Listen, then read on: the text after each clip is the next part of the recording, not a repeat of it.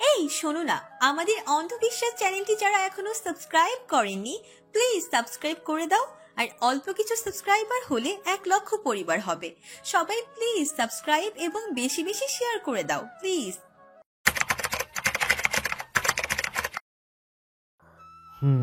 আরেও এভাবে থানায় এসে সিগারেট করছেন? কে আপনি? সিয়ান দাঁতে দাঁত চেপে বলে, একটা মার্ডার কেস সলভ করতে আপনাদের এতদিন সময় লাগে তাই না? রাহুল বেশ ভয় পেয়ে যায়। নিজেকে কোনো মতে সামনে থমথমে গলায় বলে, আপনি শান্ত হন, এটা থানা, এভাবে সিগারেট করবেন না। আপনি বসুন, বসে তারপর কথা বলুন আমাদের সাথে। এতদিন আপনাদের সাথে বসেই ভালোভাবে কথা বলেছিলাম, ভেবেছিলাম আপনারা অনেস্টলি কাজ করেন, কিন্তু না, এখন বুঝতে পারছি আপনারা আসলে কি। দেখুন, এত চেঁচামেচি করবেন না। আপনি ঠিক কোন কেসের কথা বলছেন আমি ঠিক বুঝতে পারছি না। কোন মার্ডার কেসটার কথা বলছি, যদি মাথায় কিঞ্চিত পরিমাণ বুদ্ধিও থাকে তাহলেই বুঝতে পারবেন। সিয়ানের কথা রাহুলের বেশ সন্দেহ হয়। মাস্ক থাকায় কণ্ঠটা ঠিক বুঝতে পারছে না তিনি, তবে মনে মনে ভাবছেন এটা সিয়ান নয় তো, ওর বাবা মায়ের মার্ডার কেসের ব্যাপারে বলছে না তো। কিন্তু সিয়ান কি করে হবে? সাওয়ানের কাছে তিনি যতটুকু শুনেছেন যে সিয়ান এই পৃথিবীতেও নেই, তবুও তিনি সন্দিহান কণ্ঠে জিজ্ঞেস করেন, কে তুমি? আমি কি সেটা জেনে কি করবেন? নিজেরাই বুঝে নিন নিজেরা কি করেছেন। আপনার পরিহিত ইউনিফর্মটার কতটা মূল্য দিয়েছেন আপনি, সেটা নিজেই বুঝে নিন। উনি শুকনো ঢোক গিলে আবারও বলে, কে তুমি? আমি কে সেটা জেনে কোনো লাভ নেই আপনার, বাট লিসেন, ভালো করে কথাটা মাথায় ঢুকিয়ে নিন। খুব তাড়াতাড়ি আপনাদের অ্যাগেনস্টে ব্যবস্থা নিচ্ছি। আপনাদের ভালো পুলিশ অফিসারের মুখোশ সবার সামনে খুলে দেব very soon. Just wait and watch. বলে হনহনিয়ে বেরিয়ে যায় সিয়ান। ইন্সপেক্টর রাহুল এসি নিচে ওর দর করে ঘামতে থাকে। উনি বুঝে উঠতে পারছে না যে কে এভাবে হুমকি দিয়ে গেল। সঙ্গে সঙ্গে শাওনকে ফোন করে রাহুল। সে রাহুলকে আশ্বস্ত করে যেন কোনো ধরনের ভয় না পায়। ফোন রেখে দিয়ে শাওনও বেশ চিন্তিত হয়ে পড়ে। কে এভাবে হুমকি দিয়ে গেল? সিয়ান নয় তো? সিয়ান কি তাহলে এখনও বেঁচে আছে? এদিকে ঈশিতা প্রায় 2 মাস ধরে ফারাজের চিন্তায় পাগল হয়ে যাচ্ছে। ফারাজ আদৌ বেঁচে আছে তো, নাকি শাওনের লোকেরা তাদের মেরে ফেলেছে? না, আর ভাবতে পারছে না ঈশিতা। ফারাজের কথা মনে হলেই শুধু চোখ দিয়ে অশ্রু করায়। জায়নামাজে বসে শুধু আল্লাহর কাছে একটাই প্রার্থনাই করে, আল্লাহ যেন ওদেরকে সুস্থ রাখে, ভালো রাখে। ইসরাদের বিয়ের দিনের ঘটনা জানার আগে ঈশিতা মনে করেছিল ফারাজ ওকে ঠকিয়েছে। হয়তো ফারাজের এখন আর ওকে ভালো লাগছে না, তাই জন্য ফোন নাম্বার পাল্টে ফেলেছে। কিন্তু পরে যখন ইসরাদের বিয়ের ঘটনা শুনলো, তারপর ফারাজকে ভুল বোঝার জন্য নিজেকে দোষী মনে হলো। নিজের উপরে ভীষণ রাগ হয় ঈশিতার। সবটা না জেনে শুনে কত কিছুই না ভেবেছিল ফারাজের ব্যাপারে। সে সময়ের কথা ভাবতে ভাবতেই চোখ দিয়ে 2 ফোঁটা জল গড়িয়ে পড়ে। ঈশানও বেশ অনেক দিন ধরে বোনের মন খারাপের বিষয়টা খেয়াল করছে। ঈশিতা যে এখন আর আগের মতো প্রাণোচ্ছল নেই। চঞ্চল হাসি খুশি মেয়েটা কেমন যেন নীরব হয়ে গেছে। এই ব্যাপারটা অনেক দিন ধরেই ভাবা ঈশানকে। তাই ঈশান ভাবে আজকে ঈশিতার সঙ্গে এ ব্যাপারে কথা বলবে। ঈশান ইসরার রুমের দরজা নক করতেই ঈশিতা বলে, ভিতরে এসো, দরজা খোলা আছে। ঈশান গিয়ে ঈশিতার সামনাসামনি বসে ধীর কণ্ঠে বলে, তোর সঙ্গে কিছু কথা ছিল আমার। হ্যাঁ বলো না ভাইয়া। বেশ অনেকদিন ধরেই কেমন চুপচাপ দেখছি তোকে, মন খারাপ তোর, এটা বুঝতে পেরেছি আমি। কি হয়েছে আমাকে বল। ঈশানের কথায় হঠাৎ আবারও ফারাজের কথা মনে হতেই ডুকরে কেঁদে ওঠে ঈশিতা। ঈশান ঈশিতাকে এক হাতে জড়িয়ে ধরে বলে, কি হলো, কাঁদছিস কেন বল আমায়। ঈশিতা কাঁদতে কাঁদতে সমস্ত কথা খুলে বলে ঈশানকে। ঈশান ঈশিতার চোখের পানি মুছে দিয়ে বলে, ফারাজকে যে ভালোবাসিস সেটা এতদিন কেন বলিসনি আমায়। বলতে চেয়েছিলাম কিন্তু ফারাজ না করেছিল। তাই বলে ভাইয়াকে বলবি না? ঈশিতা কিছু বলে না, এখনো কাছে সে। ঈশান ঈশিতাকে নিজের দিকে ঘুরিয়ে চোখের পানি মুছে দিয়ে বলে, একদম কাঁদবি না, ফারাজকে আমরা খুঁজে বের করব, ভরসা রাখ আমাদের উপর, কিচ্ছু হবে না ফারাজের। একটা রুমে হাত পা বাঁধা অবস্থায় পড়ে আছে ফারাজ, সঙ্গীতা বেগম, ইমানুর রহমান। কিছুক্ষণ বাদে একটা ছেলে এসে 3 জনকে খাবার দিতে হাত মুখ খুলে দেয়। ইমানুর রহমান চেঁচিয়ে বলে ওঠে, খাবো না আমরা, এসব নিয়ে যাও। খাবার না খেলে মরে যাবেন তো। আপনারা খাবার না খেলে বস আমাদের আস্ত রাখবে না। আমরা তো এমনিই মরে গেছে। তোমাদের বস কি যেন নাম, শাওন, ও তো আমাদেরকে এমনিতেই মেরে ফেলেছে। খাবার না খেলে আর কি বা হবে। শাওন রুমে ঢুকতে ঢুকতে রাগী গলায় বলে, বেঁচে থাকতে হবে তো আপনাদের। ভেবেছিলাম আপনাদের মেয়েকে মেরে ফেলবো, কিন্তু কি জানেন, আপনাদের মেয়ে এখনো বেঁচে আছে। তবে আপনাদের মেয়ে জামাইকে মেরে দিয়েছি। ওই শালা আমার লাইফটা স্পয়েল করে দিয়েছে। ভেবেছিলাম সানবিকে বিয়ে করব, কিন্তু সানবির কোনো খবর আমি এখনো পাইনি। তাই ভাবছি আপনাদের মেয়েকেই তুলে নিয়ে এনে বিয়ে করব। এমনি তো ফার্সিয়া বেশ ভালোই দেখতে, ওকে বিয়ে করলেও মন্দ হবে না। ফারাজ গর্জে ওঠে বলে, শিয়ানের কিছু হয়নি, আমি বিশ্বাস করি শিয়ান এখনো বেঁচে আছে। আর শিয়ান বেঁচে থাকতে কিছুতেই তুই ঈশাকে বিয়ে করতে পারবি না। শুধু একটাবার ছাড়া পাই এখান থেকে, তারপর তোর ব্যবস্থা করছি। শাওন অট্ট হাসিতে ফেটে পড়ে। তুই তুই করবি আমার ব্যবস্থা? বের হতে পারলে তো ব্যবস্থা করবি। 2 মাসেও তোরা বের হতে পারিসনি যেখানে, সেখানে এখন ভুলেও বের হওয়ার চিন্তা করিস না। খুব তাড়াতাড়ি তোর বোনকে তুলে এনে তোদের সামনে বিয়ে করব। আমার বিশ্বাস এখনো বেঁচে আছে শিয়ান। শিয়ান নিশ্চয়ই এখান থেকে আমাদের বের করবে, তোকে শাস্তি দিবে। শাওন আবারও জোরে জোরে হেসে ওঠে। কি বললি? সিয়ান? ওই বেটা কবেই মরে ভূত হয়ে গেছে। যদি বেঁচেই থাকতো তাহলে গত 2 মাসে তাদের এখান থেকে বের করে নিয়ে গেল না কেন? এখান থেকে বের হওয়ার কোনো রকম ফন্দি মাথায় আনিসনি না? তাহলে খুব খারাপ হয়ে যাবে। ভালোই ভালোই বলছি, খাবারটা খেয়ে নে। বলে শাওন চলে যান। 2 দিন পর সন্ধ্যাবেলায় সিয়ান ড্রয়িং রুমে বসেছিল আর সানভি ওর নিজের রুমে। এই সময় আরফাত সিয়ানকে কল করে। তাড়াতাড়ি করে সিয়ান কল রিসিভ করে। হ্যালো সিয়ান, আচ্ছা তোমার বিয়ের ডেটটা বলো তো। 24 জুলাই। তোমার বাড়ির সামনে সিসিটিভি ক্যামেরা আছে তো? হুম। তোমার বাড়ির সামনে আসতে পারবে? ওই সিসিটিভি ক্যামেরা ফুটেজ চেক করতে হবে, কারণ সেদিন রাতে যখন এখান থেকে তোমার শ্বশুরবাড়ির লোকদেরকে তুলে নিয়ে যায় ওরা, গাড়িটা ঠিক কোন দিক দিয়ে গেছিল সেটা আমাদের দেখতে হবে। ওকে, আমি 10 মিনিটের মধ্যে পৌঁছাচ্ছি, আপনিও আসুন। সোফা থেকে উঠে দাঁড়িয়ে সানভিকে ডাকে। সঙ্গে সঙ্গে সানভি নিজের রুম থেকে বেরিয়ে এসে বলে, কি হয়েছে ভাইয়া? আরাফাত ভাই ফোন করেছিল, আমাদের বাড়িতে যেতে হবে। আমি যাচ্ছি, তুই বাসাতেই থাক। কেন ভাইয়া? ওখানকার সিসিটিভি ফুটেজ চেক করতে হবে, সেজন্য। আবার যদি শাওন ভাইয়ার লোকেরা তোমাকে দেখে ফেলে? সিয়ান, এবারে আর এত কাঁচা গেম খেলবে না। শাওন যদি চলে ডালে ডালে, তাহলে আমিও চলবো পাতায় পাতায়। ফারাজদের সবাইকে খুঁজে বের করতেই হবে। বলে রুমে চলে যায়। কিছুক্ষণ পর black hoodie, black mask, black sunglass পরে বেরিয়ে আসে। সিয়ানকে দেখে এবার চেনাই যাচ্ছে না। সানভিকে এক হাতে জড়িয়ে নিয়ে বলে, আসছি আমি, সাবধানে থাকিস। তড়িঘড়ি করে ঘর থেকে বেরিয়ে যায়। গ্যারেজে গিয়ে হেলমেট পরা বাইকটা স্টার্ট দেয়। এই ফ্ল্যাটে আসার পর থেকে সিয়ান বেশিরভাগ বাইক ইউজ করে। ফুল স্পিডে বাইক চালিয়ে মিনিট 10 মাথায় নিজেদের বাড়ির সামনে এসে থামে। আরাফাত আগেই এসে হাজির। আরাফাতও সিভিল ড্রেসে এসেছে। বাড়ির চারপাশটা ঘুটঘুটে অন্ধকার হয়ে আছে। এখানে কেউ থাকে না বললেই সব কিছু এখন তালা মারা। তাই লাইটও চলছে না। বাইক থামিয়ে আরফাতের সামনে গিয়ে দাঁড়ায় সিয়ান। আরফাত সিয়ানের দিকে তাকিয়েই বুঝতে পারে এটাই হয়তো সিয়ান, তাই বলে, ইউ সিয়ান রাইট? সিয়ান মাথা নাড়ায়। আরফাত বলে, এভাবে অন্ধকারে দাঁড়িয়ে থাকা যায় নাকি? লাইটটা দাও। লাইট দিলে সবাই বুঝে যাবে এই বাড়িতে কেউ এসেছিল। সমস্যা নেই, এভাবেই কথা বলি আমরা। ওকে, চাবি এনেছো? অফকোর্স। চলো ভিতরে যাওয়া যাক। অন্ধকারের মধ্যেই আরফাত নিজের ফোনে ফ্ল্যাশ অন করে ধরে। সিয়ান বাড়ির তালা খুলে আস্তে করে ভেতরে ঢুকে মেইন ডোর লক করে দেয়। ফ্ল্যাশের আলো দিয়ে দুজনে দোতলায় সিয়ানের রুমে উঠে যায়। সিয়ানের রুমে গিয়ে নিজের সিসিটিভি ফুটেজ এর সাথে কানেক্ট করা ল্যাপটপ নিয়ে দ্রুত গতিতে নেমে আসে। তারপর দুজনেই আবার আগের মতো ডোর লক করে বাড়ির বাইরে বেরিয়ে যায়। সিয়ান বলে, এখানে থাকাটা বেশিক্ষণ ঠিক হবে না। শাওনের লোকেরা এই বাড়ির উপর ঠিক নজর রাখছে, এটা আমি শিওর। আমাদের বাসায় গিয়ে কথা বলা উচিত। তাছাড়া সানভিকেও বাসায় একা রেখে এসেছি। ওকে চলো। সিয়ান তাড়াতাড়ি করে বাইকে বসে। আরফাতও পেছনে উঠে বসে। তারপর সঙ্গে সঙ্গেই সিয়ান বাইক স্টার্ট দেয়। ঈশান আজকে বাড়িতেই ছিল। বেশ কয়েকদিন ধরেই ওর শরীরটা খারাপ, সঙ্গে মেন্টালিও কিছুটা ডিপ্রেসড হয়ে আছে। যত যাই হোক, এত সহজে কি প্রথম ভালোবাসাকে ভোলা যায়? যতই ভাবছে ইসরাকে ভুলে যাবে, কিন্তু কোথাও না কোথাও ঠিকই ইসরার কথা মনে পড়ছে। আর এই সব কিছু মিলিয়েই কদিন ধরে ওর শরীরটাও বেশ খারাপ। ঈশান নিজের রুমেই শুয়েছিল।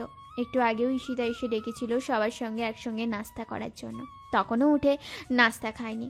পরে এসে ঈশিতা ওর জন্য নাস্তা দিয়ে গেছে। সেলিনা বেগমের ডিনার রেডি করা প্রায় শেষ। উনি এখনই টেবিলে সব কিছু সাজাবেন, তাই আবারও ঈশিতাকে ঈশানের রুমে পাঠান।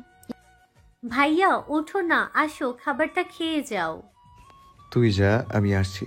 ঈশিতা ডাইনিংয়ে বসে আছে। ইসরা সেলিনা বেগমের হাতে হাতে খাবার এনে টেবিলে রাখছে।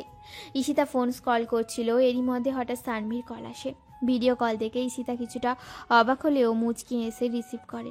সেলিনা বেগম বললেন, কে কল দিয়েছে ঈশিতা? সানভি আপু। তারপর ফোনের স্ক্রিনে তাকিয়ে মুখে হাসি রেখে ঈশিতা বলে, আসসালামু আলাইকুম আপু, কেমন আছো তুমি? এই তো আলহামদুলিল্লাহ। তোমরা কেমন আছো সবাই? আমরাও আলহামদুলিল্লাহ ভালো। হঠাৎ ভিডিও কল দিলে এই সময়, তাই একটু অবাক হয়ে গেছিলাম। ভাইয়া তো বাসায় নেই, একা একা বোরিং ফিল করছিলাম, তাই ভাবলাম তোমাদের কল দিয়ে সময়টা কেটে যাবে। ততক্ষণে ঈশানও এসে চেয়ার টেনে বসে পড়ে। সানভীর কণ্ঠ কানে পৌঁছতেই একবার ঈশিতার ফোনের দিকে তাকিয়ে খাবারে মনোযোগ দেয়। ঈশিতা অবাক হয়ে প্রশ্ন করে, কেন, শিয়ান ভাইয়া কোথায়? ভাইয়া একটু কাজে বেরিয়েছে। তুমি বাসে একা? হ্যাঁ, চিন্তা করো না, ভাইয়া ফিরে আসবে এখনই। তোমরা সবাই কি করছো? এই তো ডিনার করতে বসেছি। ও আচ্ছা। এমন আরও কিছুক্ষণ ঈশিতা আর সানভি কথা বলতে থাকে। কথা বলার এক পর্যায়ে সানভি চেঁচিয়ে ওঠে। ওর গলায় কেউ একজন ছুরি ধরে ওর থেকে ফোনটা নিয়ে কল কেটে দেয়। কল কেটে দেওয়ার আগে শুধু এক দুবার সানভির গলা শোনা যায়। চিৎকার করে বলছে, হেল্প মি ঈশিতা। সানভি চেঁচানো শুনে ঈশান মাথা তুলে তাকায়। ঈশিতাকে বলে, কি হয়েছে সানভীর? ও এভাবে চেঁচালো কেন? ঈশিতা ভয়ার্ত গলায় কাঁদো কাঁদো স্বরে বলে, কেউ একজন সানভি আপুর গলায় ছুরি ধরে ফোনটা নিয়ে নিয়েছে। সানভি আপুকে বাঁচাতে হবে ভাইয়া। হোয়াট? কি বলছিসটা কি? সিয়ান ওকে একা রেখে কোথায় গেল? বলতে বলতে খাবার প্লেট ছেড়ে তাড়াতাড়ি বেসিনে গিয়ে হাত ধুয়ে নেয়। সঙ্গে সঙ্গে রুমে গিয়ে সিয়ানকে ফোন করে। সিয়ান ফোন ধরছে না দেখে টেনশনে বাকিটা পাগল হয়ে যায় ঈশান। হন্তদন্ত হয়ে রুম থেকে বেরোতে বেরোতে বলে, আমি 100% শিওর এটা শাওনের কাজ। ও যে কোনোভাবেই হোক না কেন সানভীর ফ্ল্যাটের অ্যাড্রেসটা পেয়ে গেছে। মা, ঈশিতা, ফাসিয়া, তোমরা জামা কাপড় গুছিয়ে নাও তাড়াতাড়ি, আমি চট্টগ্রাম যাচ্ছি। সেলিনা বেগম বলেন, এখন এত রাতে? কিন্তু কিভাবে? কিন্তু এভাবে করলে হবে না মা, আমাকে চট্টগ্রাম যেতেই হবে, নয়তো সানভি আর সিয়ানকে বাঁচানো যাবে না। আমি শিওর ফাসিয়া যে এখানে আছে এই খবরটাও শাওন জেনে গেছে। তোমাদেরকে একা রেখে আমি যাবো না মা, ওরা এসে এখানেও অ্যাটাক করতে পারে তোমাদের উপর, তাই তোমাদেরকে অদিতির বাসায় দিয়ে তারপর আমি চট্টগ্রাম যাব। মিনিট 15-এর মধ্যেই ওরা সবাই তৈরি হয়ে নেয়। সবাই মুখে মাস্ক পরে বের হয়। রাত প্রায় 10:30। পাহাড়ি এলাকা বলে অনেকটাই নীরব চারপাশ। অদিতি আর ঈশানদের বাসা কাছাকাছি হওয়ায় খুব তাড়াতাড়ি সেলিনা বেগমদেরকে অদিতিদের বাসায় রেখে ঈশান চট্টগ্রামের উদ্দেশ্যে রওনা হয়। বাসে উঠেই সিয়ানকে আবারও ফোন করে ঈশান। দুবার রিং হতে এবার সিয়ান ফোন ধরে। হ্যালো হ্যালো, সিয়ান কোথায় তুই? শাওনের লোকেরা সানভির ওপরে অ্যাটাক করেছে। মুহূর্তেই সিয়ান অস্থির হয়ে পড়ল। কি বলছিসটা কি? তুই জানলি কি করে? তুই বাসা থেকে বের হওয়ার পরে কথা হচ্ছিল ঈশিতার সাথে সানভির। তখন ঈশিতা ভিডিও কলে কথা বলার মধ্যেই কেউ একজন সানভির গলায় ছুরি ধরে ফোনটা কেড়ে নেয়। সানভিকে বাঁচাতে হবে সিয়ান, আমি চট্টগ্রাম আসছি। তুই কোথায় আছিস? তাড়াতাড়ি খুঁজে বের করার চেষ্টা কর। কত বড় সাহস ওর! আমার বোনের গায়ে হাত দিয়েছে। আজকে শাওনকে মেরেই ফেলবো। বলে কল কেটে দেয় সিয়ান। নার্সিংহোমের বেডে শুয়ে থাকা আরফাতের দিকে তাকিয়ে বলে, শাওন সানভিকে কিডন্যাপ করেছে। আমি যাচ্ছি, আপনি এখানেই থাকুন, ল্যাপটপটা আপনার কাছেই রাখুন। বলি হন্তদন্ত হয়ে বেরিয়ে যায় সিয়ান। সিয়ান আর আরফা যখন বাইকে করে আসছিল তখন কিছুটা পথ যাওয়ার পর ওদের বাইকের পাশ দিয়ে আরেকটা বাইক থেকে একজন আরফাতের গায়ে ছুরি দিয়ে আঘাত করে। বাইকে 3টি ছেলে বসা ছিল। খুব দ্রুত গতিতেই পেছন থেকে তারা এসে সিয়ানদের বাইকের পাশ ঘেঁষে ছুরি চালিয়ে দেয়। ছুরির আঘাতে আরফাতের পিঠে লাগে। সঙ্গে সঙ্গে তখনই আরফাতকে নিয়ে সিয়ান নার্সিংহোমে চলে আসে। আরফাতকে এখানে এনে ড্রেসিং করায়। এত কিছুর মাঝে কখন যে সিয়ানের ফোন বন্ধ হয়ে গেছে খেয়াল নেই। হঠাৎ ফোন অন করার পরই দেখে ঈশানের অনেকগুলো কল। ভেবেছিল কল ব্যাক করবে, কিন্তু এর আগে ঈশানের আবার কল আসায় তখনই রিসিভ করে সিয়ান। দ্রুত গতিতে বাইক চালিয়ে সোজা এসে ফ্ল্যাটে ঢুকে সিয়ান। অনেক কিছু লণ্ডভণ্ড করা আর কোথাও শান্তি নেই। সঙ্গে সঙ্গে দ্রুতগতিতে আবারও ঘর থেকে বের হয়ে যায় শিয়ান। শহরে আনাচে কানাচে এখানে সেখানে অনেক জায়গায় খুঁজতে থাকে শানভিকে, কিন্তু এখন অবধি কোথাও খুঁজে পায়নি। বাইক চালানোর মাঝে আরফাতকে কল আসে। এক হাতে কল রিসিভ করে সিয়ান। হ্যালো, পেয়েছো সানবিকে? সিয়ান থমথমে গলায় বলে, না। শাওনের বাড়িতে গেছো? ওখানেই যাচ্ছি। সানবিকে পেলে জানিও। হুম। ঈশান চট্টগ্রাম এসে পৌঁছেই প্রথমে নিজেদের বাড়িতে গিয়ে বাইক নেয়। অলরেডি রাত 12:30 বাজে। রাস্তাঘাটে তেমন গাড়ি নেই, আর থাকলেও এখন গাড়ি করে খোঁজার মতো সিচুয়েশন নেই। বাইক স্টার্ট দিয়েই সিয়ানকে আবারও কল দেয়। হ্যালো, সানভিকে পেয়েছিস? না, শাওনের বাড়ি অবধি গেছিলাম, বাট শাওনরা কেউই বাড়িতে নেই। তুই এখন কোথায়? এই তো তোদের কলেজের কাছাকাছি আছি। তুই কলেজের সামনে এসে দাঁড়া, আমি আসছি। আচ্ছা। সিয়ান কলেজের সামনে এসে বাইক থামানোর মিনিট 5 মাথায় ঈশানও এসে বাইক থামায়। ঈশান বাইক থেকে নেমে শিয়ানের সামনে দাঁড়িয়ে পড়ে। কোথায় যেতে পারে বলতো সানভিকে নিয়ে? সিয়ান মাথা চেপে ধরে বলে, কিচ্ছু জানি না, আমার মাথায় কাজ করছে না। কুল সিয়ান, এখনই মাথা গরম করলে চলবে না, ধৈর্য ধরতে হবে, মাথা ঠান্ডা রেখে সব কিছু ভাবতে হবে। আচ্ছা 1 মিনিট, তোদের গ্রামের বাড়ি কোথায় বলতো? রাউজানের দিকে। আচ্ছা, শাওন সানভিকে নিয়ে গ্রামের দিকে যায়নি তো? সিয়ান বাইকে একটা পাঞ্চ মেরে বলে, ওহ শিট, আমার এতক্ষণ একটুও এই ব্যাপারটা মাথায় আসেনি। এখনই চল। বলে সঙ্গে সঙ্গেই বাইক স্টার্ট দেয় সিয়ান। ঈশানও নিজের বাইকে উঠে বাইক স্টার্ট দেয়। একটা টিনের ঘরে নিবু নিবু সাদা আলো জ্বলছে। গাড়ি থেকে সানভিকে নামিয়ে টানতে টানতে নিয়ে যায় শাওন এই ঘরের ভিতর। শানভির মুখ বাঁধা। রাস্তার মধ্যে সানভি চেঁচাচ্ছিল বলেই শাওনের মুখটা বেঁধে দিয়েছিল। এখানে এনে মুখটা খুলে দেয় শাওন। একটা শাড়ি সানভির সামনে ছুঁড়ে দিয়ে বলে, তো এটা পরে রেডি হয়ে নাও, একটু পরে তোমার আমার বিয়ে হবে। কথাটা শুনে সানভির মাথায় যেন আকাশ ভেঙে পড়ল। ও চেঁচিয়ে বলল, আমি পরবো না। তুমি যদি নিজে থেকে না পড়ো তাহলে আমি এসে পরিয়ে দিব, সেটা কি ভালো লাগবে? সানভি কঠোর গলায় বলল, আমি শাড়ি পরবো না, আর তোকে কখনো বিয়েও করবো না। শাওন মাথার চুল খামচে ধরে রাগ কন্ট্রোল করার চেষ্টা করলো, কারণ শাওন এমনিতেও মাথা গরম করতে চাইছে না। তাই কোনো রকমের রাগটা কন্ট্রোল করে বলল, তোমাকে আমি ভালোবাসি, তাই তোমাকে বিয়ে করব। ভেবো না সিয়ান এসে তোমাকে বাঁচিয়ে নেবে। কি ভেবেছিস? আমি জানি না তুই আমাকে কেন বিয়ে করতে চাস। শুধুমাত্র আমাদের বাড়িঘর সম্পত্তি এইসবের লোভেই তুই আমাকে বিয়ে করতে চাইছিস।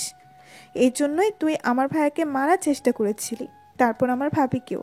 তুই কি ভেবেছিস তোর মতো এমন নোংরা মন মানসিকতার ছেলেকে আমি বিয়ে করব? কোনোদিনও না। শাওন এবার আর রাগ কন্ট্রোল করতে পারে না। তেড়ে এসে সানভির গাল চেপে ধরে বলে, এতক্ষণ বহুত ফালতু কথা শুনেছি, আর কোনো কথা না, জাস্ট 10 মিনিট টাইম দিলাম, এর মধ্যে শাড়িটা পরে রেডি হয়ে নাও। বলে হনহনিয়ে ঘর থেকে বের হয়ে যায়। গ্রামে আসার পর সিয়ান আর ঈশান কেউ বুঝতে পারে না কোন দিকে যাবে, বা আদৌ এখানে সানভি আছে কিনা। কি করে সানভির খোঁজ পাবে দুজনে সেটাই ভাবছে। খোলা মাঠের মতো একটা জায়গায় দুজনে বাইক থামিয়ে দাঁড়িয়েছে। এখানে শুধু একটা মাত্রই টিনের ঘর, এর আশেপাশে তেমন কোনো ঘর নেই। সানভি ঘরের মধ্যে পায়চারি করছে। ও জীবনেও শাওনকে বিয়ে করবে না, যত যাই হোক না কেন। এসব ভাবতে ভাবতে জানলার কাছে এসে দাঁড়ায়। যে করেই হোক এখান থেকে পালাতে হবে। পালানোর উপায় খুঁজতে থাকে সানভি। জানলা দিয়ে তাকিয়ে দেখে আশেপাশেও তেমন ঘর বাড়ি নেই যে কারোর থেকে হেল্প চাইবে। জানলা দিয়ে বাইরে চোখ যেতেই খানিকটা দূরে দুটো ছেলেকে বাইকের সাথে দাঁড়িয়ে কথা বলতে দেখে। দূর থেকে যদিও স্পষ্ট বুঝতে পারছে না এরা কারা, তবুও এইটুকু বুঝতে পেরেছে এরা শাওনের লোক নয়। এটা এই ঘরের পেছন সাইড হওয়ার কারণে এখানে শাওনের লোকেরা পাহারায়নি। ওরা বাড়ির সামনের জায়গাটা পাহারা দিচ্ছে। শাওন এখানে তেমন বেশি কাউকে আনেনি, অল্প কিছু ছেলেকে নিয়ে এসেছে। এর মধ্যে একজনকে পাঠিয়েছে কাজী ডেকে আনার জন্য। এত রাত বলে কাজীও হয়তো পাচ্ছে না, তাই দেরি হচ্ছে। আর এই জন্য শাওন সামনের রুমে পায়চারি করছে চিন্তায়। ওর মাথায় একটাই চিন্তা, শিয়ান এখানে এসে পৌঁছবার আগেই যে করেই হোক সানভিকে বিয়ে করতে হবে। সানভি জানলার একদম পাশ ঘেঁষে এসে দাঁড়িয়ে চাপা স্বরে ডাকতে থাকে, হেল্প মি প্লিজ, প্লিজ আমাকে বাঁচান, আমি খুব বিপদে আছি। একটা ক্ষীণ মেয়েলি কণ্ঠস্বর ঈশানের কানে যায়। মনে হচ্ছে তাদের কেউ যেন ডাকছে।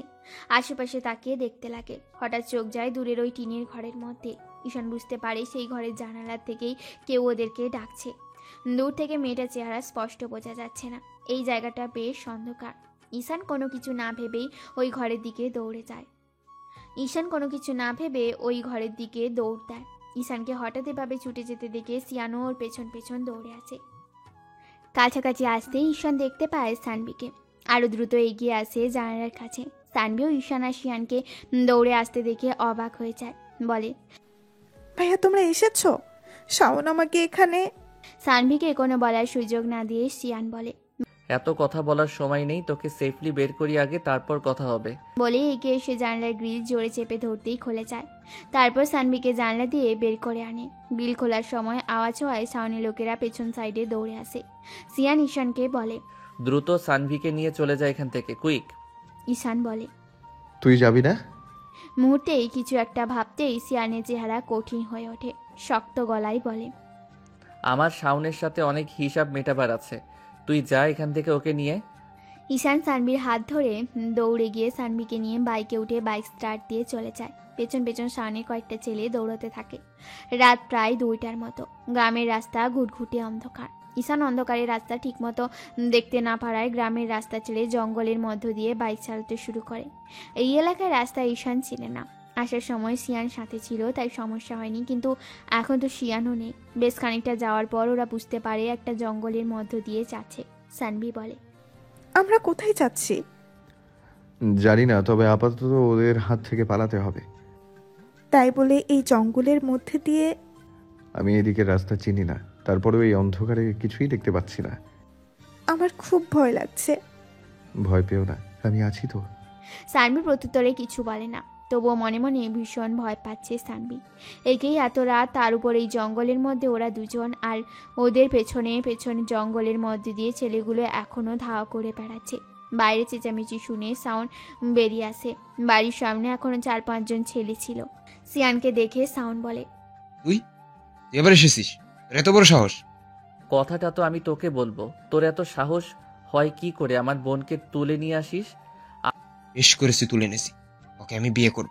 আমি থাকতে আমার বোনকে কখনোই তোর মতো একটা স্কাউন্ড্রেলের হাতে তুলে দেব না। তুই তুলে দেওয়ার কে রে? ভাগ্য ভালো থাকায় একবার বেঁচে গেছিস, তাই বলে কি ভাবছিস এবার বেঁচে যাবি? আমি তোকে কিছুতেই বাঁচতে দিব না। তারপর ছেলেগুলোর দিকে তাকিয়ে বলল, আরে দেখছিস কি, মার সিয়ানকে। 4-5 জন ছেলে হকি স্টিক নিয়ে সিয়ানের দিকে মারতে দৌড়ে আসে। একটা ছেলে হকি স্টিক তুলে সিয়ানকে মারতে গেলে সিয়ান সেই হকি স্টিক হাত দিয়ে ধরে নেয়। তারপর সেই হকি স্টিক দিয়েই ছেলেগুলোকে মারতে থাকে। আর একটা ছেলে মারকে মাটিতে পড়ে কাতরাচ্ছে। অবস্থা বেগাতিক দেখে সাউন্ড পালানোর জন্য দৌড় দেয়। সিয়ানও পেছন পেছন দৌড়তে থাকে। হাতের হকি স্টিকটা সাউনের পা বরাবর ছুঁড়ে মারে সিয়ান। সঙ্গে সঙ্গেই থেমে যায় সাউনের পা। ব্যথায় কুকড়ে ওঠে, পা ধরে বসে পড়ে সাউন্ড। সিয়ান দৌড়ে এসে সাউন্ডকে সজোরে একটা লাথি দেয়। মুখ থুবড়ে সামনের দিকে উল্টে পড়ে সাউন্ড। শিয়ান এগিয়ে গিয়ে শার্টের কলা চেপে ধরে সোজা করে বসিয়ে আরও কয়েকটা লাথি দেয় শাওনের বুকে। সঙ্গে নাক বরাবর সচরে ঘুষি দিতে থাকে। গল গল করে রক্ত বের হতে থাকে সাউনের নাক মুখতে। তারপর আবারও টেনে সাউন্ডকে বসিয়ে গলা চেপে ধরে। এত মারার পরও শিয়ানের রাত যেন বিন্দু মাত্র কমেনি। অগ্নি দৃষ্টিতে তাকিয়ে বলতে মামুনি, ফারাজরা কোথায় বলো? থাকে। সাউনের কথা বলতে কষ্ট হয়, তবুও কোনো রকমে বলে, বলবো না।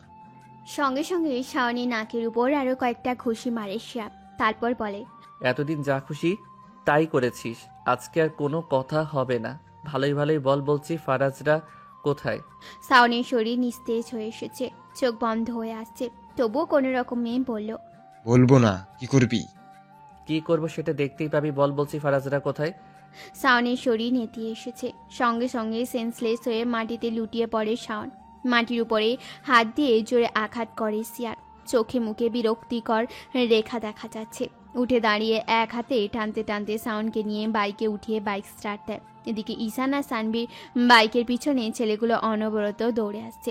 এতক্ষণ এরা 5-6 জন থাকলেও মাঝ রাস্তায় আরও কয়েকজন ফোন করে ডেকে নেয়। এখন প্রায় 15 থেকে 20 জন তাদের পিছু ধাওয়া করছে। যেতে যেতে জঙ্গলের অনেক গভীরে চলে এসেছে তারা। গভীর জঙ্গল, ঘুটঘুটে অন্ধকার। ছেলেগুলো হাতে টর্চ নিয়ে দৌড়াচ্ছে। একটা সময় এসে ঈশানের বাইক থেমে যায়। সানভি ভ্রুকুচকে বলল, কি হলো, বাইক থামালেন কেন? ঈশান বাইক থেকে নেমে দাঁড়িয়ে সানভির হাত ধরে বলল, মেবি পেট্রোল শেষ হয়ে গেছে, আমাদের এবার এভাবেই যেতে হবে। বলেই সানভিকে দৌড়তে থাকে। দৌড়াতে দৌড়াতে ওরা একটা ঘন ঝোপের পেছনে এসে লুকায়, আর ছেলেগুলো ঝোপের চারপাশে এদিক ওদিক খুঁজতে লাগে। অনেকক্ষণ দৌড়ানোর ফলে পায়ে ভীষণ ব্যথা হচ্ছে সানভির। সানভি পা ধরে মাটির উপরে বসে পড়ে। ঈশান ঝোপের আড়াল থেকে ছেলেগুলোকে পর্যবেক্ষণ করছিল। হঠাৎ বুঝতে পারে ছেলেগুলো এদিকেই আসছে, তাই ঈশান সানভির হাত ধরে দাঁড় করাতে নিলেই পায়ে কাটা বিঁধে যায় সানভি। ব্যথায় মৃদু চেঁচিয়ে ওঠে সে। সানভির গলার আওয়াজ পেয়ে ছেলেগুলো একে অপরকে বলতে শুরু করে, এদিকে আছে মনে হয়, চল চল খুঁজে দেখি। ঈশান সানভির মুখ চেপে ধরে ফিসফিসিয়ে বলে, কি হলো, চেঁচাচ্ছ কেন? চলো। বলে আবারও সানভির হাত ধরে এগোতে চায়। সানভি ঠায় দাঁড়িয়ে থাকে। কাছাকাছি আসতে বুঝতে পারে সানভির চোখ মুখ খিচে কাঁদছে। সানভির কাছে সে দাঁড়িয়ে বলে, কি হলো, কাঁদছো কেন? পায়ে কিছু একটা। বলে ফুপিয়ে ওঠে সানভি। এখন কি করবে ভেবে পায় না ঈশান। এদিকে ছেলেগুলোর পায়ের আওয়াজ শোনা যাচ্ছে। হুট করেই সানভিকে কোলে তুলে নেয় ঈশান। খানিকটা অস্বস্তি ভরা কণ্ঠে বলে, ডোন্ট মাইন্ড প্লিজ, এছাড়া আর কোনো উপায় নেই, এই মুহূর্তে এভাবেই যেতে হবে। সানভি ঈশানের গলা জড়িয়ে ধরে ঈশানের দিকে অবাক দৃষ্টিতে চেয়ে আছে। এটা কি হলো? ঈশান ওকে কোলে তুলে নিয়েছে? এটা ভাবতেই ওর লজ্জা লাগছে ভীষণ। সঙ্গে সঙ্গে ঈশানের দিকে থেকে দৃষ্টি সরিয়ে নেয় সানভি। এভাবেই সানভিকে নিয়ে অনেকটা দূর আসতেই সামনে একটা ভাঙাচোরা পরিত্যক্ত বেড়ার ঘর মতো দেখতে পায়। ঈশান সানভিকে নিয়ে এই ঘরের ভেতরে ঢুকে। ছোটোখাটো একটা রুমের মতো, উপরে বেড়ার ছাউনি, চারপাশেও বেড়া দেওয়াল। ঘরের দরজাটা ভাঙাচোরা। সানভিকে নিয়ে ঘরের মধ্যে ঢুকে ওকে নিচে একপাশে বসিয়ে দিয়ে ঈশান দ্রুত গতিতে এসে দরজাটা লাগায়। তারপর দ্রুত সানভির পাশে গিয়ে বসে বলে, তুমি কি কিছু মাইন্ড করেছো? আসলে ওই সিচুয়েশনে আমার মাথা কাজ করছিল না, তাই তোমাকে ওভাবে নিয়ে। ঈশানের কথার মাঝে সানভি বলে, আমি কিছু মনে করিনি।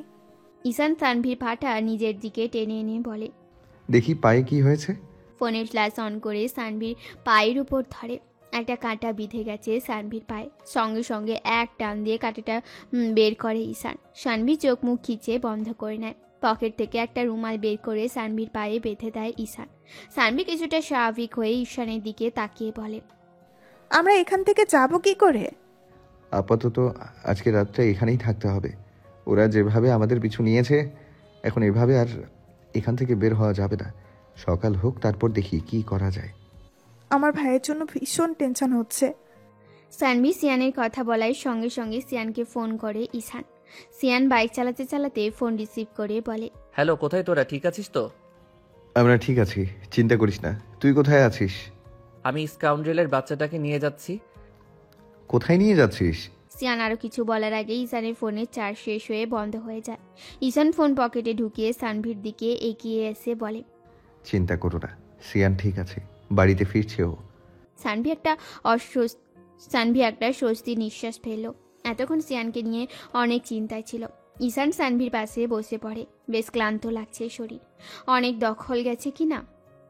অনেকটা সময় নীরবতায় কেটে যায়। কেউ কোনো কথা বলে না। বেশ কিছুক্ষণ বাদে ঈশান বলে ওঠে, অনেক ধকল গিয়েছে তোমার উপর দিয়ে, ঘুম আসলে ওই পাশ গিয়ে ঘুমিয়ে পড়তে পারো। ঈশান আর কথা বাড়ায় না। মাথা ব্যথা করছে ওর। তাছাড়া শরীরও ক্লান্ত থাকায় কিছুক্ষণের মধ্যেই চোখ লেগে আসে ঈশানের। ভীষণ বৃষ্টি পড়ছে।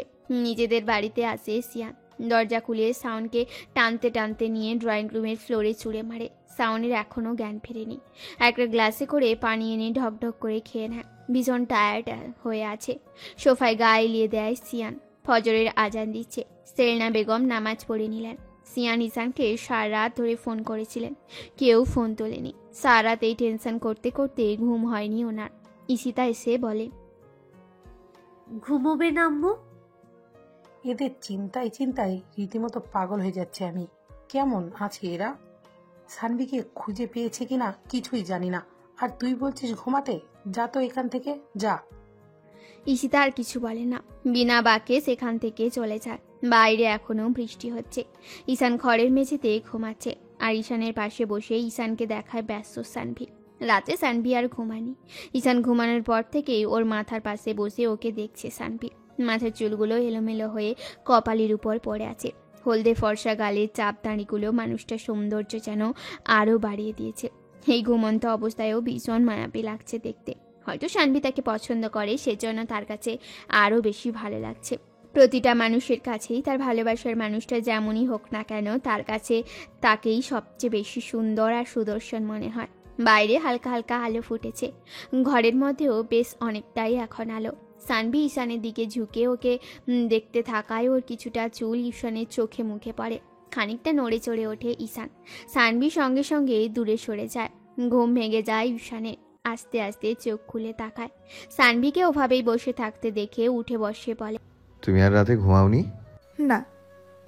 রাত থেকে তো কিছুই খাওনি, খিদে পেয়েছে নিশ্চয়ই। ঈশান উঠে দাঁড়িয়ে বলে, তুমি এখানে বসো, আমি দেখছি আশেপাশে কোনো ফলমূল পাওয়া যায় কিনা। এই জঙ্গলে ফল পাবেন কোথায়? খুঁজে দেখতে তো দোষ নেই। আমিও যাবো আপনার সাথে, ভয় লাগছে আমার। আচ্ছা চলো। বাইরে বৃষ্টির তেজ এখন কমে গেছে, ঝিরঝিরি বৃষ্টি পড়ছে। এর মধ্যে ঈশান আর সানভি দুজনে জঙ্গলের রাস্তা ধরে হাঁটছে। হাঁটতে হাঁটতে অনেকটা দূর অবধি চলে এসছে দুজনে, কিন্তু এখন অবধি কোনো ফলমূলের গাছ পায়নি। হাঁটতে হাঁটতে সানভি ক্লান্ত হয়ে গেছে। কালকে রাত থেকেই পেটে কিছু পড়েনি, পেটে এখন ইঁদুর দৌড়াচ্ছে, তার উপর পায়েও আবার ব্যথা করছে। হাঁটতে হাঁটতে সানভি বলে, জঙ্গলের কত গভীরে চলে এসেছি আমরা, এই জঙ্গল থেকে বের হবো কি করে এবার? জঙ্গল থেকে বের হওয়ার রাস্তা খুঁজে বের করতে হবে। আর কত হাঁটবো? আমার তো পা এবার ব্যথা করছে। তাহলে এখানে বসো, একটু রেস্ট নাও, তারপর আবার যাব। দুজনে একসঙ্গে গাছের নিচে বসে পড়ে। খানিক বাদে আশপাশ থেকে কিছু লোকের পায়ের শব্দ শোনা যায়। কেউ বোধহয় এদিকেই আসছে। সানভি বেশ খাপড়ে যায়, ভয়ে ঈশানের বাহু চেপে ধরে। ঈশান আর সানভি দুজনে উঠে দাঁড়ায়। ওরা দৌড়ানোর জন্য পা বাড়িতে দেখে কিছু লোক এদিকেই আসছে বন থেকে কাঠ নিতে। লোকগুলো এভাবে সানভি আর ঈশানকে একসঙ্গে দেখে অবাক হয়েছে। কাছাকাছি এসে একজন বলে, কেডা তোমরা? এই জঙ্গলে কি করো?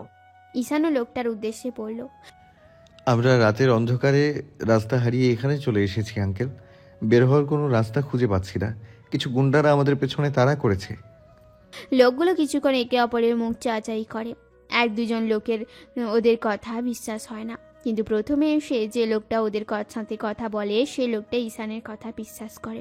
ঈশানের কাঁধে হাত রেখে বলে, চলো বাবা, আমার লগে চলো। এইখান থাইকা সামনে একটা নদী আছে, নদী পেরোলেই আমাকোর গ্রাম। আমরা এই গ্রামে থাহি, হেইন থিক্কা তোমরা শহরে যাইতে পারবা। তারপর ওনার পাশে লোকগুলোকে বলে, তোরা কাট কাট, আমি হেগরে দিয়া আইতাছি। তারপর লোকটা ঈশান আর সানভিকে নিয়ে আরও বেশ কিছুক্ষণ হাঁটতে হাঁটতে জঙ্গলের মধ্য দিয়ে নদীর পাড়ে যায়। নদীর কিনারায় ওনাদের নৌকা বাঁধা ছিল। লোকটা ঈশান আর সানভিকে নিয়ে সেই নৌকায় উঠে পড়ে। ঈশানরা যখন নৌকায় উঠছিল তখন সাউনের লোকেরা ওদের দেখে ফেলে। ওরা দৌড়ে আস্তে আস্তে তাদের নৌকো ছেড়ে দেয়। নদীর এই পাড়ে জঙ্গলের পাশে আর কোনো নৌকো বাঁধা ছিল না, তাই সাউনের লোকেদের জঙ্গলেই দাঁড়িয়ে থাকা ছাড়া আর কোনো উপায় থাকে না। একটা ছেলে বলতে থাকে, অল্পের জন্য এরা হাতছাড়া হয়ে গেল বস। বস তো আমাদেরকে মেরেই ফেলবে যদি ভাবিকে না নিয়ে যেতে পারি। বাকি ছেলেগুলো বলতে থাকে, নদী সাঁতরে চলে গেলেই তো হয়। এদের মধ্যে যে ছেলেটা ওদের লিড দিচ্ছিল সেই ছেলেটা এবার বলে ওঠে, আরে পাগল নাকি তোরা? বসের দুটো কথা না হয় শুনবো, কিন্তু এইভাবে অত গভীর নদীতে পানিতে সাঁতার কেটে অত দূর যাওয়ার জন্য নিজেদের জীবনের রিস্ক নেব নাকি? তাও ঠিক, তাহলে এখন কি করব? ফিরে যাব আমরা, বসকে গিয়ে বলবো খুঁজে পাই, এটাই ভালো। চল চল চল। সিয়ান শাওনের মুখের উপর জগ এনে পানি ঢেলে দেয়। শাওন ধর পড়িয়ে মাথা তোলে, নাক মুখ সব রক্ত শুকিয়ে লেগে আছে। সারা শরীর ব্যথায় যন্ত্রণায় ছটপট করছে, তাই শাওন শরীর নাড়াতে পারে না। সিয়ান শাওনের পাশে হাঁটু গেড়ে বসে কলার চেপে ধরে ধমকের স্বরে বলে, এবার বল ফারাজরা কোথায় বল। বলতে চায় না শাওন, বেশ অনেকক্ষণ চুপ করে থাকে। শাওনের চুপ করে থাকাতে সিয়ানের মেজাজ আরও বিগড়ে যায়। সঙ্গে সঙ্গে সিয়ান আরও কয়েকটা ঘুষি মারে শাওনের মুখে। নাক মুখ ফেটে আবারও রক্ত বেরোতে শুরু করে। শাওন শেষে বাধ্য হয়ে কাঁপা কাঁপা হাতে প্যান্টের পকেট থেকে একটা কার্ড বের করে এগিয়ে দেয় সিয়ানের দিকে। ইশারায় বোঝায় এখানে ঠিকানা দেওয়া আছে। সিয়ান কার্ডটা হাতে নিয়ে এক পলক কার্ডটার দিকে তাকিয়ে স্টোর রুমের দিকে যায়। সেখান থেকে দড়ি এনে শাওনের হাত পা বেঁধে ফ্লোরে একপাশে ফেলে রেখেই মেন ডোর লক করে গাড়ি নিয়ে বেরিয়ে যায়। কার্ডে একটা হোটেলের ঠিকানা দেওয়া আছে।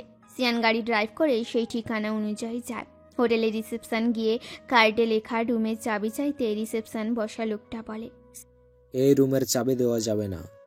চাবি দিন বলছি। শাওন ভাইয়ের কড়া হুকুম, এই রুমের চাবি যেন কাউকে না দেওয়া হয়। সিয়ানের চোয়াল আবারও শক্ত হয়ে আসে, মাথা আবারও রাগে ফেটে যাচ্ছে ওর। রিসেপশনে বসে থাকা সেই লোকটার কলার চেপে ধরে বলে, তোদের শাওনকে মেরে ফেলে রেখে এসেছি আর ওর থেকে কার্ডটা নিয়ে এসেছি, ভালোই ভালো চাবিটা দিয়ে দে বলছি। লোকটা ভয়ে শুকনো ঢোক গিলে কাপা কাপা হাতে চাবিটা এগিয়ে দেয় সিয়ানের দিকে। সিয়ান এক হাতে টান দিয়ে চাবিটা নিয়ে নেয়, লিফটে করে উঠে যায় 9ম তলায়। 907 নম্বর রুমের দিকে এগিয়ে গিয়ে চাবি দিয়ে রুমটা খুলে ভেতরে ঢুকে। রুমটাতে টিমটিমে একটা হলুদ রঙের বাতি জ্বলছে, অনেক ধুলোবালিও জমে আছে। সিয়ান কাস্তে কাস্তে রুমের মধ্যে ঢুকে সুইচ বোর্ডের কাছে গিয়ে লাইট জ্বালায়। ইমানুর রহমান ভালো করে চোখ খুলে তাকাতেই সিয়ানকে দেখে খুশিতে ওনার চোখ চিকচিক করে ওঠে, চেঁচিয়ে বলতে লাগে, বাবা তুমি এসেছ? তারপর সঙ্গীতা বেগম আর ফারাজের দিকে তাকিয়ে বলে, সঙ্গীতা, ফারাজ, তোমরা দেখো কে এসেছে। ওনারাও ভালো করে চোখ মেরে তাকাতেই সিয়ানকে দেখে ভীষণ খুশি হয়। সিয়ান এগিয়ে ইমানুর রহমানের সামনে দাঁড়ায়। ইমানুর রহমান আবারও বলতে শুরু করে, আমি জানতাম তুমি আসবে, আমাদের বিশ্বাস ছিল তুমি বেঁচে আছো এখনো। আমাকে তো ফিরে আসতেই হতো বাবা, আমার ফার্সিয়ার জন্যই তো আমাকে বাঁচতে হতো। বলে উনার হাত পায়ে দড়ি খোলা শুরু করে। ইমানুর রহমান ব্যস্ত হয়ে বলে, আমাদের মেয়েটা কেমন আছে বাবা? ও ঠিক আছে তো? শাওনের কোনো ক্ষতি করেনি তো? ফার্সিয়া একদম ঠিক আছে বাবা, চিন্তা করবেন না। সিয়ান একে একে সবার দড়ি খুলে দেয়। ফারাজ এসে সিয়ানকে জড়িয়ে ধরে। সিয়ান আর ফারাজ দুজনেরই চোখে জল। ফার্সিয়ার পুরো ফ্যামিলিকে এভাবে দেখে একটুও ভালো লাগছে না সিয়ানের। ফারাজ জড়িয়ে ধরেই বলতে লাগলো, আমার বিশ্বাস ছিল তোর উপর শিয়ান, তুই একদিন ঠিক আমাদের এখান থেকে বের করে নিয়ে যাবি। শাওন আমাদের এমনভাবে এখানে আটকে রেখেছে যে কোনোভাবেই বের হওয়ার কোনো রাস্তা ছিল না। সঙ্গীতা বেগমে এগিয়ে এসে শিয়ানকে জড়িয়ে ধরে বললেন, আমাদের খোঁজ পেয়েছো কিভাবে বাবা? আর ওই শাওন এখন কোথায়? চলুন আমার সাথে, বাকিটা বাড়িতে গিয়েই বলছি। সিয়ান, ইমানুর রহমান, সঙ্গীতা বেগম আর ফারাজকে নিয়ে রওনা দেয় নিজেদের বাড়িতে যাওয়ার জন্য। নদী পার হয়ে নেমে সেই লোকটার সাথে গ্রামের রাস্তা ধরে হাঁটছে ঈশান আর সানভি। লোকটা বলল, আমরা এই গাঁয়ে থাকি, এই জঙ্গল থেকে কাঠ কাইটা আয়না বিক্রি কইরা খাই। এখানকার কুড়ে ঘর বউ ছেলেই আমার সম্বল। তোমরা তো রাতে কিছু খাইতে পারো নাই, আমার ঘরে আইও, তোমাগো খাওয়ানোর একটা ব্যবস্থা করতে হইব তো। ঈশান বলল, তার দরকার নেই আঙ্কেল, আমাদেরকে শহরে ফেরার রাস্তাটা দেখিয়ে দিন তাহলেই হবে। বাড়িতে ফিরতে হবে তাড়াতাড়ি, সবাই অনেক টেনশন করছে। পেটে খাওয়ান না থাকলে বাড়িতেই বা চাইবা কেমনে? রাস্তায় তো অসুস্থ হইয়া পড়িয়া যাইবা। আমার ঘরে আইগো আগে, তারপর খাইয়া দাইয়া পেট ভরাইয়া একেবারেই রওনা দিও। ঈশান বুঝতেও পারছে না সানভি ভীষণ খিদে পেয়েছে, তাই আর না করেনি লোকটাকে। লোকটাও ওনারা ভাঙা কুড়ে ঘরের মধ্যে নিয়ে ওদের বসতে দিয়ে রান্নাঘরের দিকে তাকিয়ে হাঁক ছেড়ে ডাকে, কি ব্যাপার, কই গো তুমি? দেখো কারা আইছে, খাওয়ানোর ব্যবস্থা করো তাড়াতাড়ি, এরা রাতের থেকে কিচ্ছু খায়নি। রান্নাঘর থেকে একটা মধ্যবয়সী মহিলা বেরিয়ে আসে, পরনে মলিন শাড়ি। এগিয়ে এসে বলে, কি গো এত ডাকতেছো কেন? কাজ করতেছি তো। কাজ কাম পরে কইরো, আগে ওগো খাওয়ানোর ব্যবস্থা করো। নদীর হেই পাড়ের জঙ্গলে গুন্ডারা তারা খাওয়াইয়া রাস্তা হারাইয়া ফেলাইছে, সারা রাত কিচ্ছু খায়নি। মহিলা সানভিদের দিকে তাকিয়ে খানিকটা হাসার চেষ্টা করে বলে, তোমরা বইও, খাওয়ান আনতাছি। ঈশান ছোট্ট করে জবাব দেয়, আচ্ছা। তারপর লোকটা ঈশান আর সানভির দিকে তাকিয়ে বলে, তোমরা দুজনে কি হও, জামাই বউ নাকি? লোকটার এমন প্রশ্নে ঈশান আর সানভি দুজনেই থতমত খেয়ে যায়। ঈশান বলে, আপনি যেমনটা ভাবছেন তেমনটা না আঙ্কেল, আসলে ও আমার বন্ধুর বোন, আমার ছোট বোনের মতোই। ওকে বিয়ে করার জন্য গুন্ডারা তুলে নিয়ে এসেছিল, সেখান থেকে ওকে বাঁচিয়ে নিয়ে আসার সময় গুন্ডারা ধাওয়া করে। ও আচ্ছা, বুঝতে পারছি। তো তোমরা দুজনের কিন্তু মানাইছে বেশ, তোমার লগে খুব মানাইছে ওরে। ঈশান গলা ছেড়ে বলল, ওকে আমি বোনের চোখেই দেখি, আমার নিজের বোন যেমন সেও আমার চোখে তেমনই। লোকটি আরো কিছু বলার আগেই উনার বউ এসে ওদের সামনে প্লেটে করে ভাত, ডাল আর আলুর তরকারি এনে দেয়। লোকটা বলে, নাও বাবা খাও, কিছু মনে কইরো না, এই গরিবের ঘরে আজকে এটি দিয়াই খাইয়া লও। ঈশান মুচকি হেসে বলে, সমস্যা নেই আঙ্কেল, আমরা খেয়ে নেব। আপনি যে আমাদের জন্য এত কিছু করেছেন এটাই অনেক। উনার বউ পানি এনে এগিয়ে দেয়। দুজনেই হাত ধুয়ে খাওয়া শুরু করে। খাওয়া দাওয়া শেষে লোকটি আর উনার বউয়ের দিকে বিদায় নেয় ঈশান। লোকটি উনার বউকে বলে, আমি হেগরে আগাইয়া দিয়া আইতাছি। তারপর লোকটি ঈশান আর সানভিকে শহরে যাওয়ার রাস্তার দিকে নিয়ে যায়। গ্রামের বাজার এখানটা মোটামুটি পাকা রোড। লোকটি ঈশান আর সানভির সাথে রাস্তায় একপাশে দাঁড়িয়ে আছে। উনি বারবার বলছেন তাদেরকে গাড়িতে তুলে দিয়েই যাবেন। ঈশানও তাই আর কিছু বলেনি। লোকটি আবারও বলল, তোমার বাড়ি কোন জায়গায়? ঈশান বলল। চট্টগ্রাম শহরের দিকে। তারপর সানভিকে দেখিয়ে বলল, আর ওদের গ্রামের বাড়ি হচ্ছে জঙ্গলের ওই পাশের গ্রামে। সেখানেই ওকে তুলে নিয়ে এসেছিল।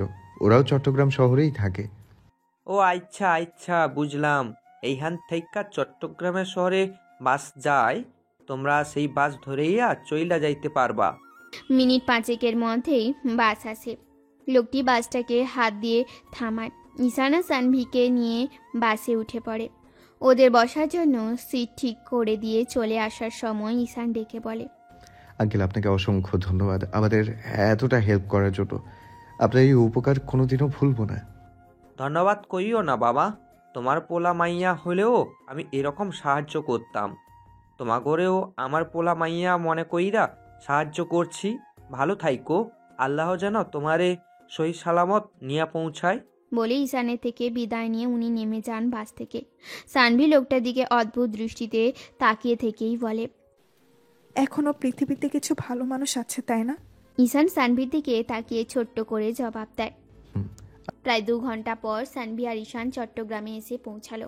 পুরো রাস্তায় দুজনে চুপচাপ ছিল, কেউ আর কোনো কথা বলেনি। বাস থেকে নেমে ঈশান নিজের ফোনটা একটা দোকানে চার্জ করিয়ে নেয়। তারপর সিয়ানকে ফোন দেয়। হ্যালো, কোথায় আছিস তোরা? কাল রাতে কতবার কল দিয়েছিলাম, ফোনে কল ঢুকছিল না। আমরা ঠিক আছি, চট্টগ্রাম আছি এখন। ফোনে চার্জ ছিল না আমার। তুই একটা কাজ কর, সানভিকে নিয়ে আমাদের ফ্ল্যাটে চলে আয়। আমি ফারাজদেরকে নিয়ে আমাদের ফ্ল্যাটেই আছি। ওদের খোঁজ পেয়েছিস? হ্যাঁ, বাসায় আয়, সবটা বলছি। ওকে, আসছি আমরা। আধ ঘন্টার মধ্যেই ওরা বাসায় এসে পৌঁছলো। সিয়াম দরজা খুলে ওদের ভিতরে এনে বসায়। সানভির পায়ের দিকে চোখ যেতেই অস্থির হয়ে ওঠে সিয়ান। রুমালের উপর দিয়ে রক্ত শুকিয়ে লেগে আছে। দৌড়ে এসে বোনের পায়ের সামনে হাঁটু গেড়ে বসে পড়ে সিয়ান। কি করে হলো? তেমন কিছু না। কি কিছু না? পায়ে রক্ত আর তুই বলছিস কিছু না? কি হয়েছে পায়ে? কাটা ফুটেছে। সারা রাত কোথায় ছিলিস তোরা? কি করে হলো এসব? ঈশান কোথায় ছিল?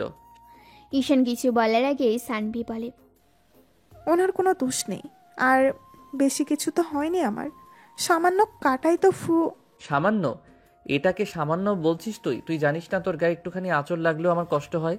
ভরসা করে ঈশানের সাথে পাঠিয়েছিলাম, ভেবেছিলাম ও তোর খেয়াল রাখতে পারবে, কিন্তু তুই ভুল বুঝছিস ভাইয়া। উনি আমার যথেষ্ট খেয়াল রেখেছে, গুন্ডাদের থেকে বাঁচিয়ে আগলে রেখেছে। তুই শুধু শুধু ওনাকে দোষ দিচ্ছিস। শান্ত হ প্লিজ। সিয়ান বসে পড়ে সোফায়। সানভি কাল রাত থেকে যা যা হয়েছে সব খুলে বলে সিয়ানকে। সব শুনে সিয়ানের মেজাজটা আবারও গরম হয়ে যায় শাওনের উপর।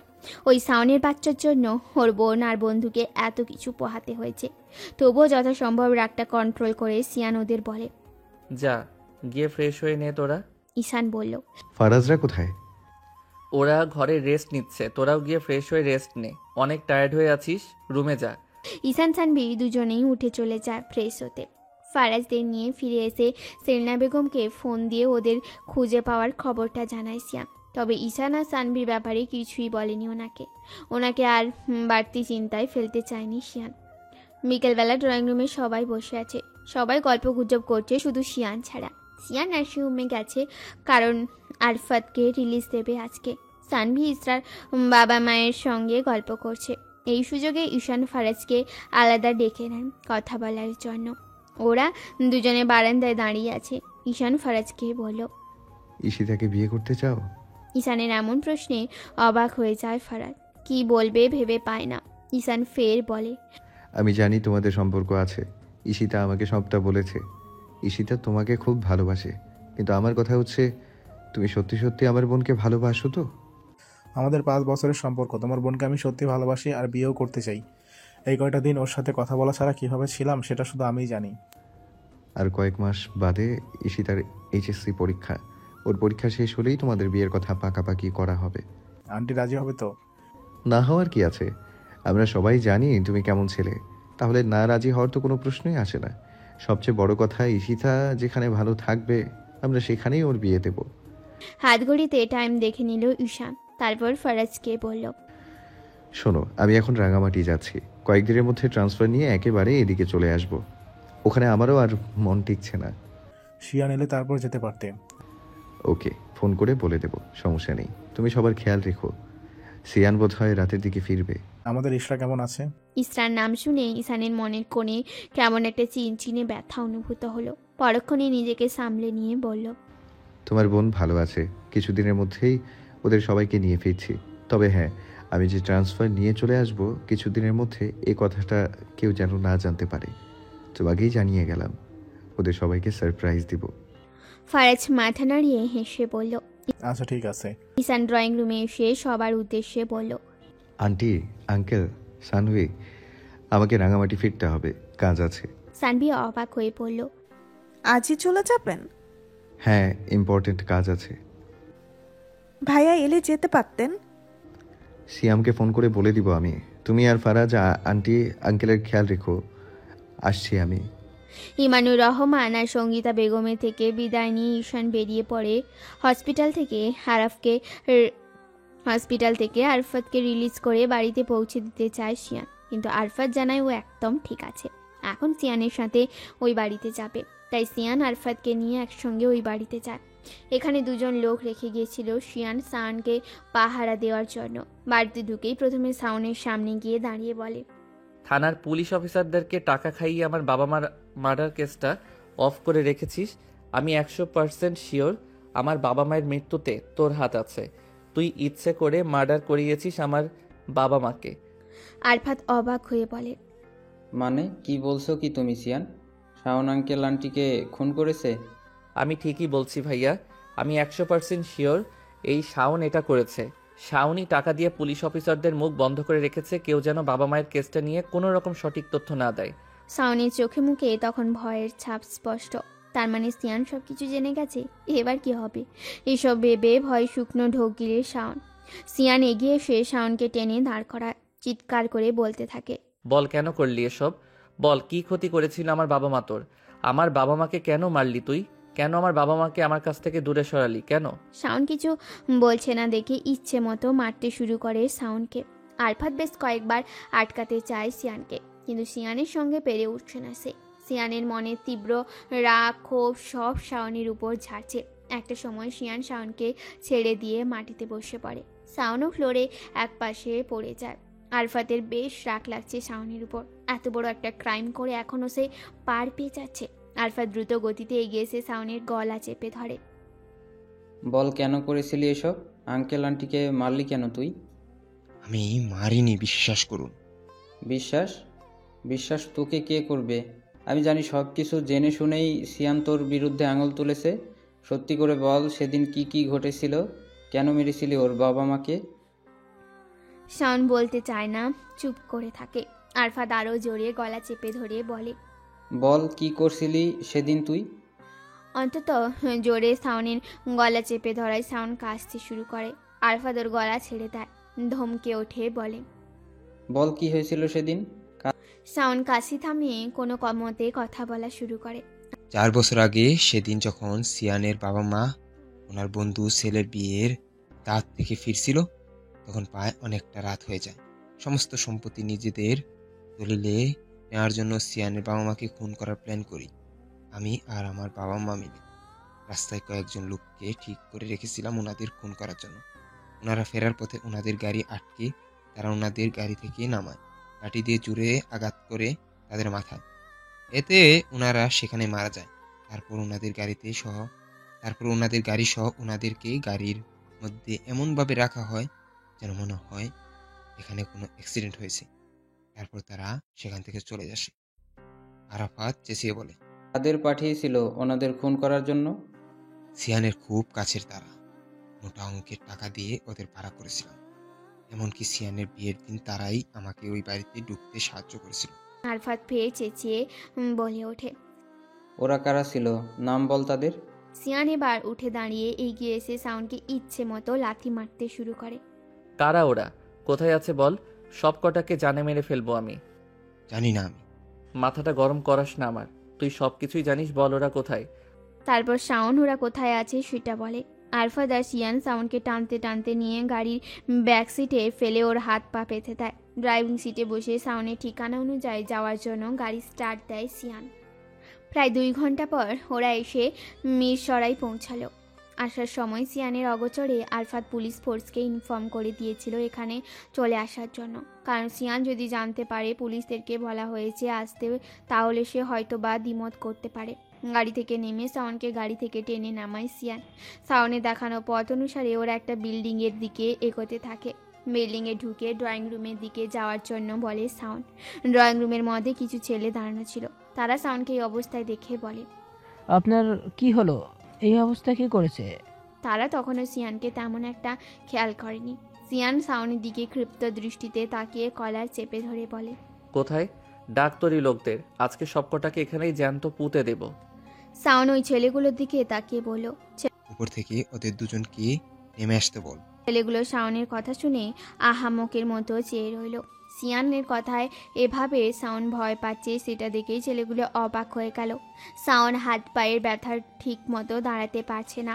ব্যথায় চোখ মুখ খিচে বিরক্তি ভরা কণ্ঠে বলল, কি হলো?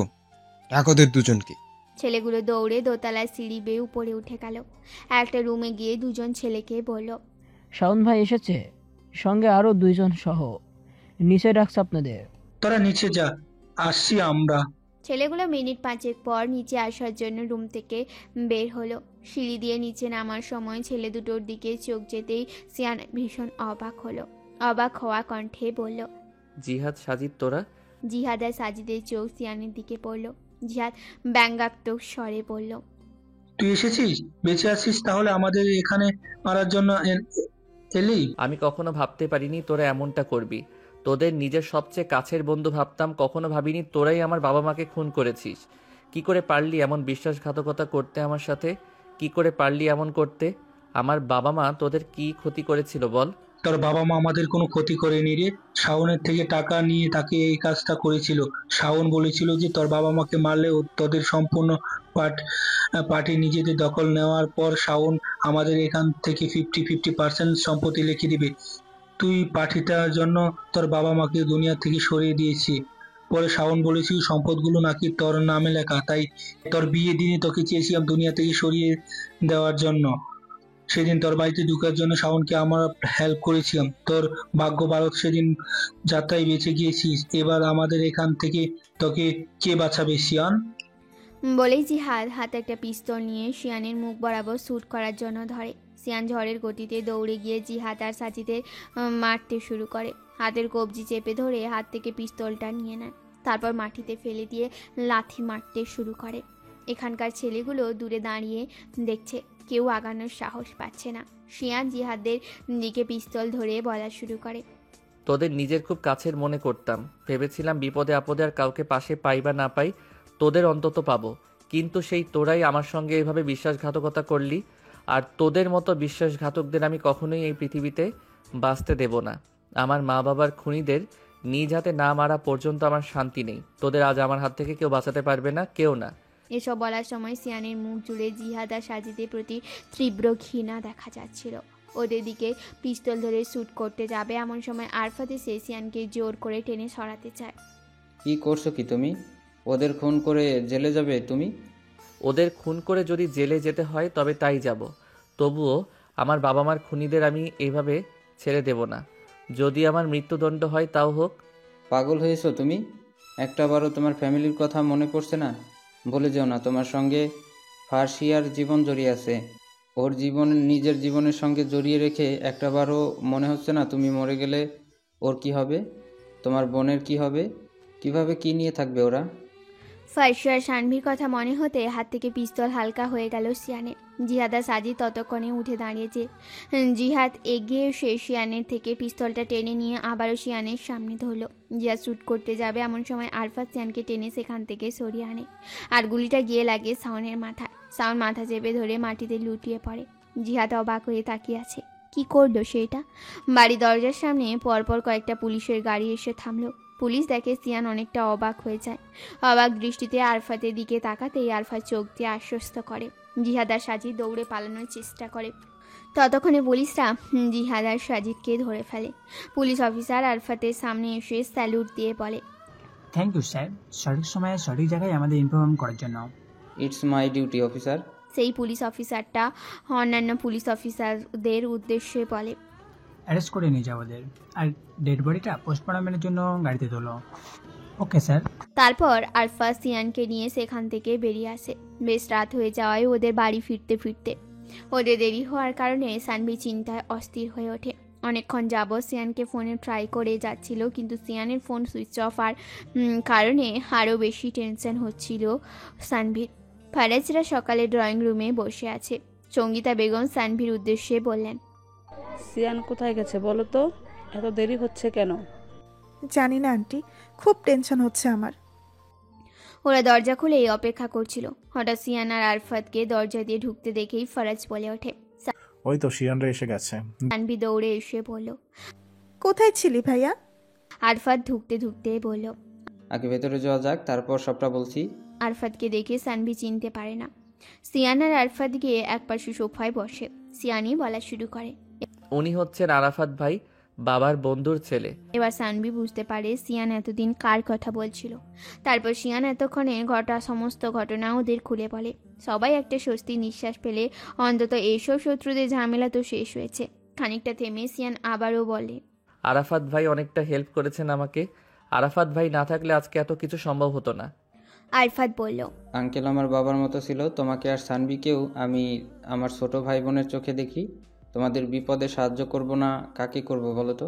সানভি বলল, সে না হয় ঠিক আছে ভাইয়া, আপনারা চলুন, ডিনার করে নেবেন সবাই।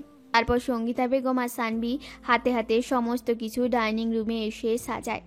সবাই ফ্রেশ হয়ে একসাথে ডিনার করে নেয়। সানভি আর শিয়ানের জোড়াজুড়িতে আজকে রাতটা আরফাত এখানেই থেকে যায়। ঈশান প্রায় ঘন্টাখানেক আগে রাঙামাটি এসে পৌঁছেছে। এসেই অদিতিদের বাড়ি থেকে ওদের নিয়ে নিজেদের বাসায় এসেছে।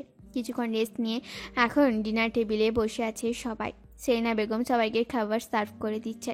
ঈশান খেতে খেতেই বলল, মা, আমি একটা ডিসিশন নিয়েছি। কি ডিসিশন? এখানে আর মন টিকছে না আমার, ট্রান্সফার নেব ভাবছি, চট্টগ্রামে ব্যাক করব। ঈশিতা আর সেলিনা বেগম ভীষণ খুশি হয়, একসাথে বলে ওঠে, সত্যি? সত্যি। ইসরা বলে ওঠে, সত্যি চট্টগ্রাম চলে যেতে হবে? ঈশান বলে ওঠে, ওখানে তো কিছুই চিনি না, আমার তো ভালো লাগবে না ওখানে গিয়ে। এই পাহাড়ি এলাকার সাথে তো মানিয়ে নিয়েছিলাম, মানুষগুলো অনেক ভালো, একে অপরের সাথে কত সহজে মিশে যায়। চট্টগ্রাম গিয়ে তো আমার মন টিকবে না। ঈশিতা বলে ওঠে, ওখানে গেলে তোমার আরো ভালো লাগবে আপু, ওখানে গেলে তুমি সব কিছু মনেও করতে পারবে। কিন্তু এই জায়গাটা তো মিস করব। ঈশিতা বলে, আমরাও মিস করব, তবে আমাদের চট্টগ্রামে নিজেদের বাড়িতে অনেক বেশি শান্তি। ইসরা হঠাৎই একটা আবদার করে বসে। আমার একটা কথা ছিল, আপনারা রাখবেন? সেলিনা বেগম বলেন, বলো না, কি বলবে? ইসরা ঈশানের দিকে দেখিয়ে বলে, কালকে ওনার হসপিটালে একটাবার যেতে চাই, সবার সাথে দেখা করব। ওখানকার নার্সরা সবাই আমার কতটা খেয়াল রেখেছে, কতটা ভালোবাসা দিয়েছে আমাকে। ও এই কথা, সমস্যা কি? যাবে, আমরাও যাব। সবাই আমাদেরও খুব সম্মান করত, ভালোবাসতো। বিশেষ করে কি জানো, অদিতি মেয়েটার জন্য খুব খারাপ লাগে। মেয়েটা কতটা ভালোবাসতো আমাদের, ওর তো এই পৃথিবীতে কেউ নেই, আমাদেরকে আপন করে নিয়েছিল। ঈশিতাও বলল, হ্যাঁ, অদিতি আপুকে ভীষণ মিস করব। পরের দিন সকালে ঈশিতা, সেলিনা বেগম, ইসরা রেডি হয়ে একেবারে ঈশানের সাথে হসপিটালে যায়। ঈশান আজকে ট্রান্সফারের জন্য আবেদন করেছে। এই 2 দিনের মধ্যেই হয়তো ট্রান্সফার হওয়ার অনুমতি পেয়ে যাবে। ঈশানের চলে যাওয়ার কথা শুনে অদিতিরও বেশ মন খারাপ হয়। মেয়েটা প্রথম থেকেই ঈশানকে ভালোবাসত। ঈশিতা আর সেলিনা বেগম অদিতিকে বোঝাচ্ছে মন খারাপ না করতে। এই বিষয়ে এটা সেটা বলছে অদিতিকে। ইসরা হসপিটালে এদিক সেদিক ঘুরে ঘুরে দেখছে। প্রতিমধ্যে পরিচিত যাদের সাথে দেখা হচ্ছে তাদের সাথে কথা বলছে। এমন সময় ওর সামনে লিফট থেকে একটা পেশেন্টকে স্ট্রেচারে করে বের করা হয়। পেশেন্টের সারা মুখে রক্তে মাখামাখি। রক্তে মাখামাখি এমন চেহারা দেখে ইসরার মাথা ঘুরে ওঠে। সেদিনের ভয়ার্ত রাতের কথা কিছুটা মনে পড়তে থাকে, যেদিন ওর অ্যাক্সিডেন্টও হয়েছিল। ও একদম সিঁড়ির পাশ ঘেঁষে দাঁড়ানো ছিল, রেলিং ধরে যথাসম্ভব নিজেকে কন্ট্রোল করার চেষ্টা করছিল ইসরা, কিন্তু শেষমে সেন্সলেস হয়ে সিঁড়ি দিয়ে গড়িয়ে পড়ে যায়। দূর থেকে ইসরাকে সিঁড়ি থেকে গড়িয়ে পড়তে দেখে ইসরা জোরে চিৎকার দিয়ে বলে ওঠে, ইসরাপুই! অদিতি, ঈশিতা, সেলিনা বেগম তিনজনই দৌড়ে ছুটে এলেন সিঁড়ির নিচে। সিঁড়ি দিয়ে গড়িয়ে ফ্লোরে পড়ে মাথা ফেটে গেছে ইসরার, কপাল ফেটে রক্ত বেরোচ্ছে। অদিতি আরও দুজন ওয়ার্ড বয়কে ডেকে স্ট্রেচার তোলার ব্যবস্থা করলো ইসরাকে। আর ওই দুজন বলতে লাগলো, নিয়মিত ভালোবাসার গল্প শুনতে এবং পড়তে আমাদের অন্ধবিশ্বাস চ্যানেলটি সাবস্ক্রাইব করে পাশে থাকা বেল আইকনটি ক্লিক করুন। ধন্যবাদ সবাইকে।